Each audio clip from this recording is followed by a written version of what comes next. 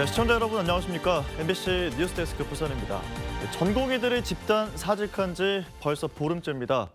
정부는 선처는 없다며 오늘부터 면허 정지 통보를 시작했는데요. 의료계 반발이 커지는 가운데 부산 지역 의대 4곳 모두 정부의 증원을 늘려달라고 신청했습니다. 부산대병원에 저희 취재기자가 나가 있습니다. 김윤아 기자 상황 전해주시죠. 네, 이곳 부산대병원을 포함해 부산과 양산 지역 대학병원 6곳에서 전공의 750여 명이 의료 현장을 떠났습니다. 지금 늦은 시각이긴 하지만 보시다시피 제 뒤로 의료진과 환자 모두 찾아보기 어려운데요. 정부가 오늘부터 면허 정지 절차를 시작한 가운데 아직까지 현장에 복귀한 전공의는 단 한 명도 없습니다. 정부는 어제에 이어 오늘도 병원을 찾아 현장 점검을 진행했습니다. 이곳 부산대병원을 포함해 부산 지역 9개 수련병원의 미복귀 전공의 현황 조사가 끝났는데요. 정부는 당장 오늘부터 전공의들에게 사전 통지서를 보내고 최소 3개월의 면허 정지 처분을 내릴 방침입니다. 정부의 강경 대응에도 전공의들은 돌아오지 않고 있습니다. 오히려 전임의와 인턴들도 임용을 거부하며 투쟁에 동참하고 있습니다. 부산대병원 등 대학병원 5곳에서 인턴 190명이 임용을 포기한 상태입니다. 의료계 반발이 나날이 커지는 가운데 부산 지역 의대 4곳 모두 정부에 증원 신청을 했습니다. 특히 부산대와 동아대는 정원을 지금의 2배로 늘려달라고 요청했습니다. 부산대는 125명 더 늘린 250명으로, 동아대는 정원을 지금보다 2배 이상 늘린 100명을 희망한다고 밝혔습니다. 인제대도 지금보다 27명 더 늘린 120명으로 정원을 늘려달라고 요청했고, 고신대도 현재 76명에서 정원을 확대해달라고 신청했지만 그 규모는 공개하지 않았습니다.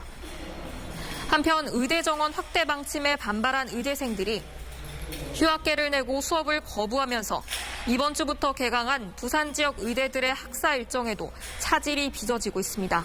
지금까지 부산대병원에서 MBC 뉴스 김윤아입니다.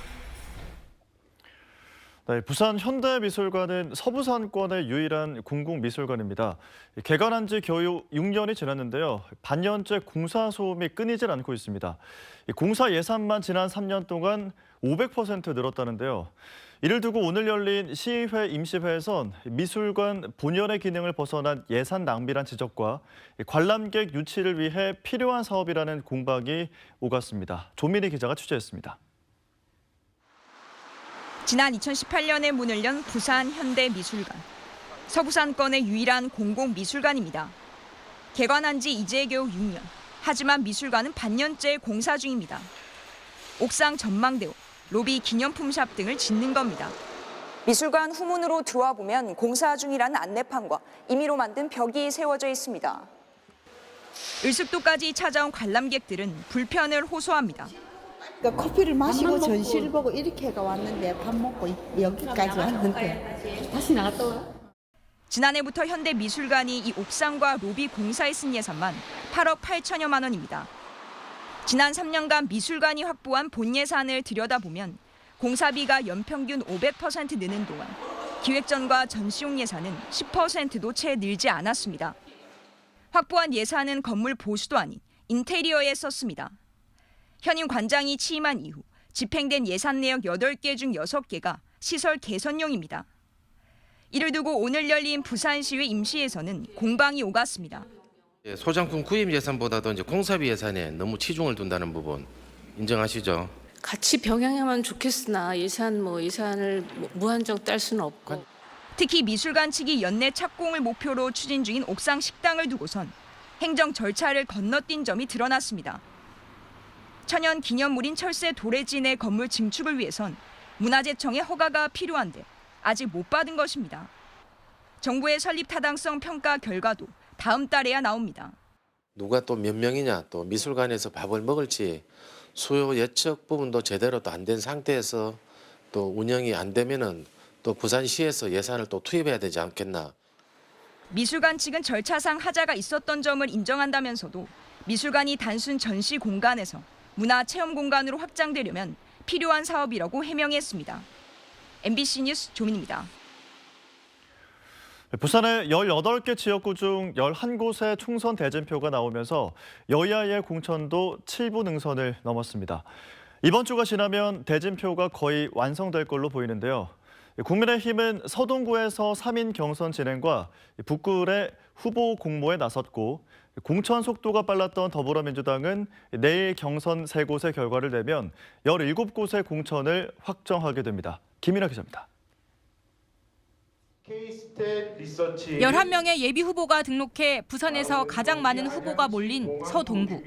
이 가운데 무려 8명이 국민의힘 소속으로 치열한 공천 경쟁이 진행되고 있는 가운데 곽규택, 김인규, 이영풍 후보 간 3인 경선이 치러집니다.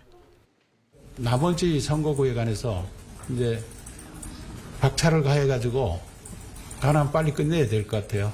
그래서 퍼즐이 이제 거의 맞춰져 가는 것 같아요. 공천권을 따낸 후보는 더불어민주당 최형욱, 무소속 강성수 후보와 맞붙습니다. 지역구 현역인 국민의힘 안병길 의원은 부산 현역 의원으로는 처음으로 공천에서 배제됐고 전봉민, 이주환, 김희곤 의원에 이어 4번째 공천 탈락자가 나오면서 영남권 최다 현역 교체율을 기록하고 있습니다. 국민의힘은 현재까지 15곳의 공천을 확정하고 북구 을엔 내일 하루 추가 공모를 통해 공천을 결정할 예정입니다. 사하 을의 경선 결과가 발표되는 9일을 끝으로 공천이 확정될 것으로 보입니다. 14곳의 공천을 확정한 더불어민주당은 내일 해운대 을과 사상, 중영도구의 경선 결과를 발표할 예정입니다. 야권 단일화 경선이 진행 중인 연제구를 제외하고 후보가 확정됩니다.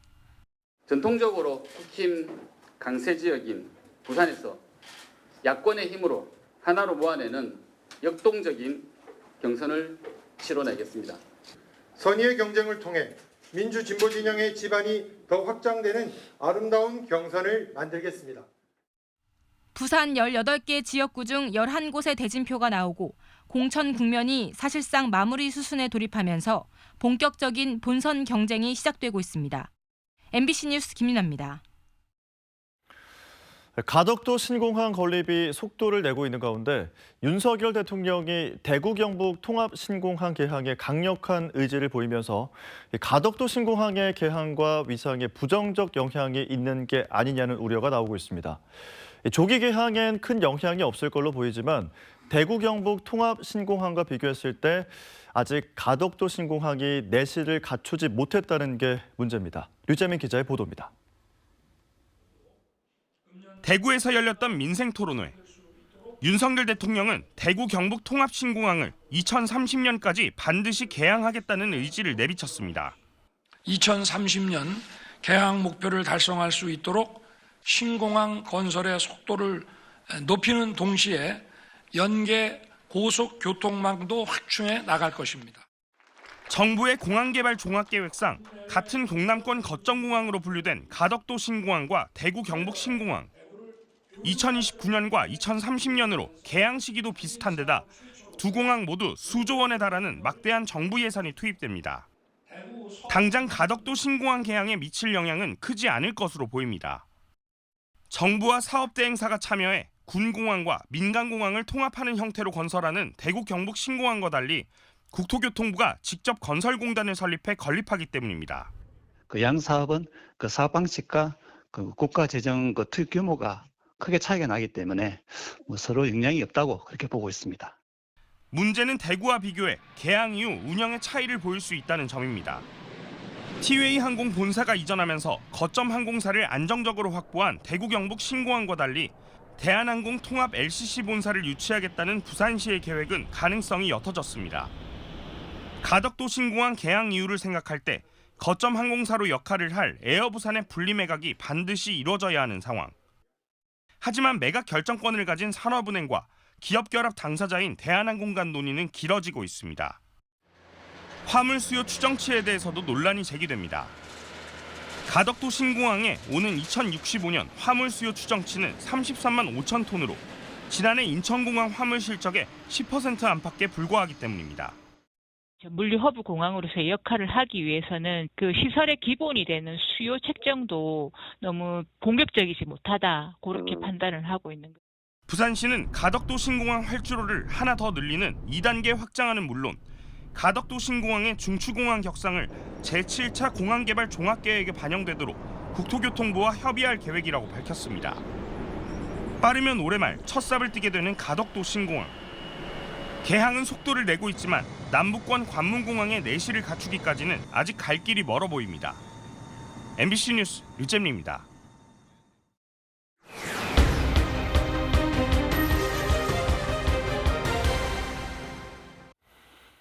부산시의회 시정질문에서 2030 세계박람회 유치 실패 책임과 후속 조치가 도마에 올랐습니다. 반선호 시의원은 오늘 열린 임시회 2차 본회의에서 2030 엑스포 추진본부가 지난달 해체돼 활동 결과를 백서로 정리하는 데 한계가 있을 거라는 우려와 함께 유치 과정에 정부가 많이 주도했다는 아쉬움이 있었다고 지적했습니다. 답변에 나선 박형준 시장은 예산 사용에 대해 백서에 충분히 담겠다면서도 이전 정부가 엑스포를 국가 과제로 선정했지만 다른 나라의 지지를 전혀 얻지 못했다고 주장했습니다. 동남지방통계청이 조사한 1월 부산 지역 산업활동 동향 자료를 보면 지난해 같은 달 대비 생산은 증가했지만 소비와 투자는 감소했습니다. 광공업 생산은 자동차와 전기, 가스 업종에서 최대 19%까지 큰 감소세를 보였지만 1차 금속과 금속 가공 생산이 늘어 전년 동월 대비 5.3% 증가했습니다. 대형 소매점 판매액 지수는 111.7로 전년 동월 대비 6.5% 감소했고 건설 수주액은 6,230억 원으로 8.3%가 줄었습니다. 주식회사 금양은 오늘 보도 자료를 내고 기능이 향상되지만 고도의 기술을 요구하는 4695 배터리를 국내 최초로 개발했다고 밝혔습니다. 4695 배터리는 지름 46mm, 높이 95mm인 원통형 배터리로 기존 배터리를 업그레이드한 것입니다. 금양은 이번 신제품의 생산성이 향상됐다며 내일부터 서울 코엑스에서 공개 시연회를 열 계획입니다. 영화의 전당은 주요 시설 운영이 코로나 팬데믹 이전 수준을 회복함에 따라 새로운 도약을 위한 경영 쇄신 방안을 발표했습니다. 영화의 전당은 오늘 경영 쇄신 선포식을 개최하고 시민이 주인이 되는 영화의 전당을 기치로 많은 시민들이 찾는 다양한 사업을 추진해 올해 유료 회원 10,000명과 온라인 회원 10만 명을 유치하는 등 새로운 10년을 준비하겠다고 밝혔습니다. 코로나19 확산으로 연간 방문액이 26만 명 수준으로 격감했던 영화의 전당은 지난해 81만여 명으로 늘어 팬데믹 직전인 2019년을 상회하는 수준으로 정상화됐습니다.